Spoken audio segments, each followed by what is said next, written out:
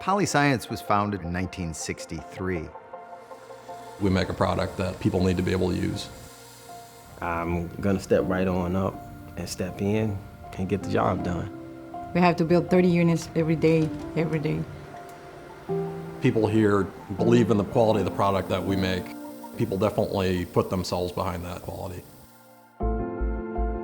We really practice the continuous improvement process because when our chiller or temperature control bath fails, it could cause a critical piece of equipment, a CAT scan, a PET scan, things where people have been waiting for a critical test in the medical field, and because a chiller didn't work, they can't get the test.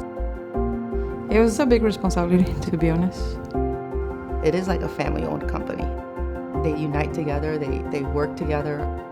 We are doing all of our production, supplying products globally from right here in the center of the United States. I really appreciate what is this company is doing right now. I'm Polyscience proud. I am Polyscience proud. I'm Polyscience proud.